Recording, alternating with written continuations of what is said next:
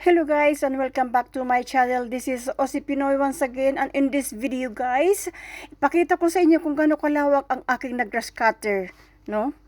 At ipakita ko sa inyo guys, tara. Ito ang sinasabi ko guys na grass cutter ko everyday. Mula po doon sa taas hanggang doon. Kaya po sabi ko guys, mag-grass cutter ako. Talagang grass cutter ko yan mula doon. Kasi nga nagtrabaho guys ang jowa ko, kaya ako lang nasa bahay, kaya ako nag-grass cutter. Pag uwi niya sa bahay, syempre pagod na, ayoko naman siyang i-force na tulungan ako. Kaya inaraw-araw ko talaga. Ayan oh. Maganda naman na pagka na grass cutter na siya. Ayan. Kaya lang hindi ko lang siya matapos hanggang doon sa may banda dito, kasi mayroong kahoy na natumba diyan, hindi ko siya mapuntahan. Guys, oh, may kahoy pa diyan na natumba, ayan. Hindi ko pa napupuntahan. Natakot nga ako baka may jahas diyan, kaya lang sabi ko yung jowa ko mag-ano muna ng mga firewood. Tapos ako ang mag-grass cutter. Yan na lang naman natitira. Nag-grass cutter ko guys. Ayan na lang. Yan. Mula dyan sa bakod.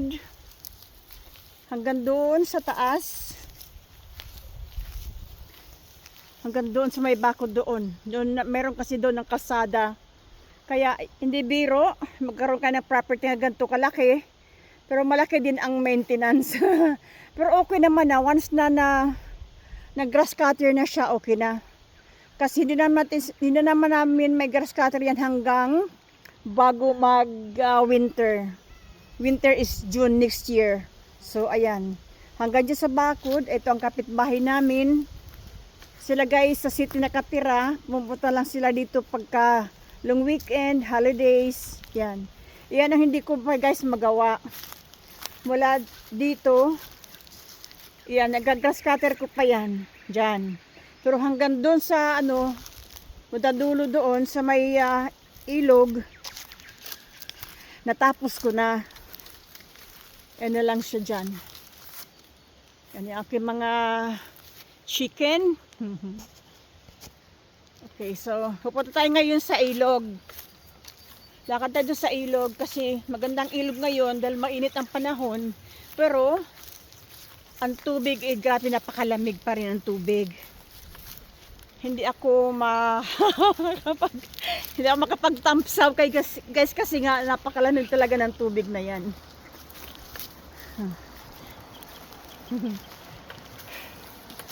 Ayan oh.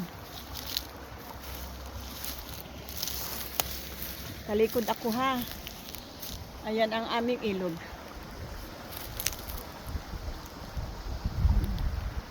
Ayan, hanggang dyan. Nag-grass cutter ko siya hanggang dyan. Hanggang doon sa may banda doon pa sa bandang dulo. Ngayon pupunta tayo doon. Kasi itong ilog na ito, malayo ang nito, destination. Walang tao ngayon dito sa amin, walang tao. Kasi ako lang ang tao ngayon. Kasi jowa ako guys, nagtatrabaho.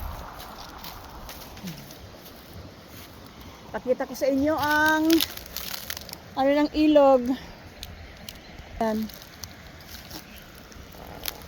Ito ang nag-grass cutter ko guys. Sabi ko nag-grass cutter ako, talagang hindi ako nagbibiro. Ayan oh. Hanggang doon sa dulo.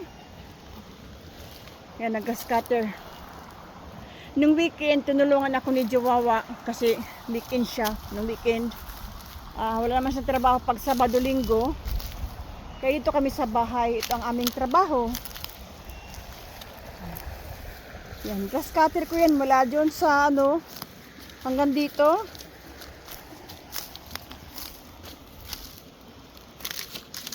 Yan.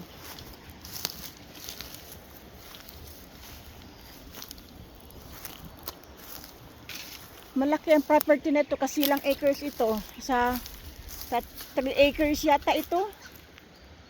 Oo, yan, doon ang bahay namin oh.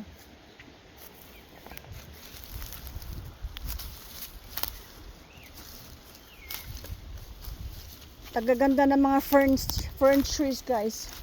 Fern trees. Ayan, nalilinisin pa yung ano na yan, yung puno ng mga fern trees na yan. Tatanggalan namin ng dry leaves at i-burn, baby burn. Yan, yung mga gatong. Oh, ang dami naming gatong guys. Daming gatong ay. Yan.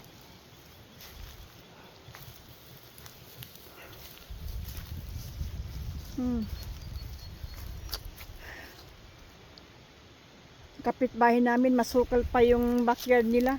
Wala pa silang time mag grass cutting kasi parehas sila may trabaho. Mag-asawa lang na andyan. Ito sa amin, nag-grass cutter na. Yan. Ganda ng mga fern trees guys. Oh. Maganda na kasi pakiramdam pagka natapos na ang trabaho mo. Inaraw-araw ko talaga ito dito guys. Yung jowa ko nag ride on mower dito sa mga flat na surface lang.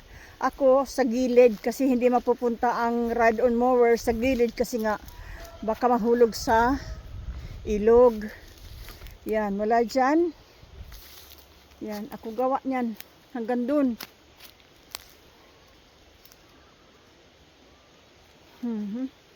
Ang ganda ng tingnan ng mga fern trees.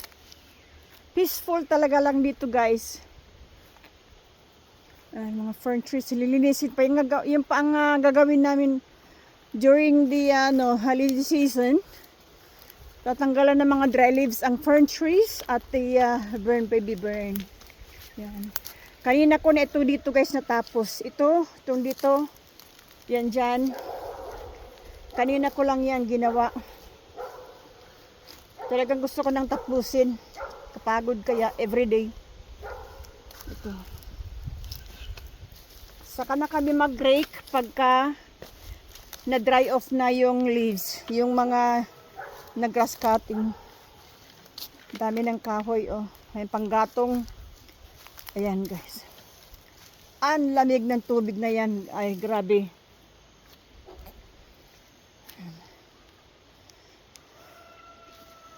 Ang ganda ng tanawin.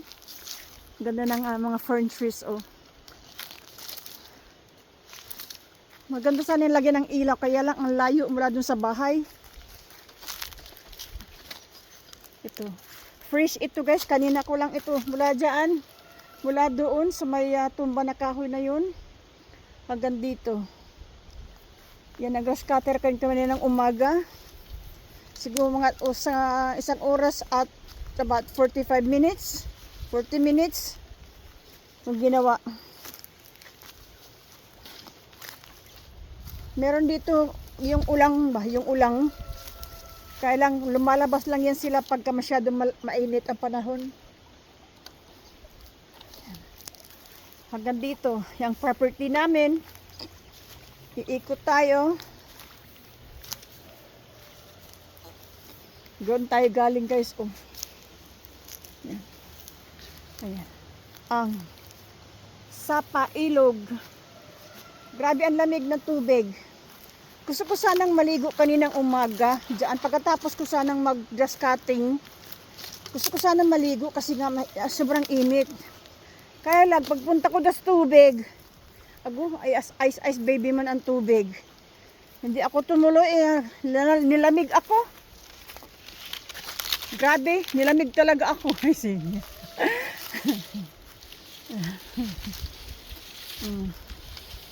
Ngayon, malamig na. Yung araw naman, baliwala naman yung araw dahil malamig din ang hangin. Tapos dito pa sa may tubig, malamig din ang tubig. Ayan. Yan, yung grass cutter ko this morning.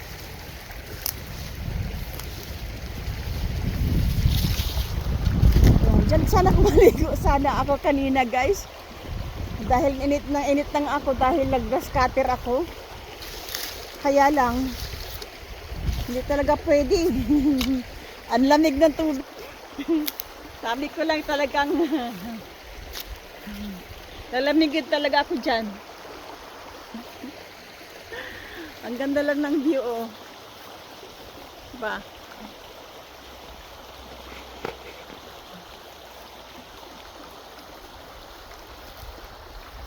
It's so peaceful lang makinig sa tubig, yung daloy ng tubig, no?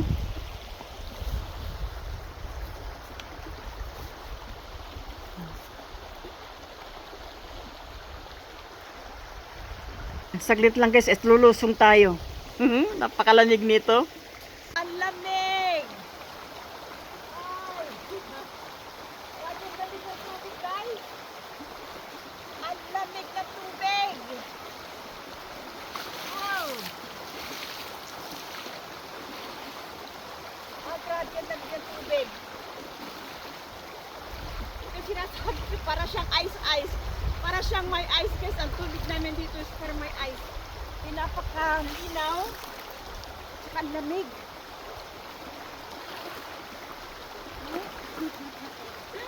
Pagka summer dito ako guys naliligo, nagkukusot na charot lang. Oo, sarap maligo dito pagka summer. Pagka mainit na mainit talagang panahon, dito talaga ako nagbababad guys.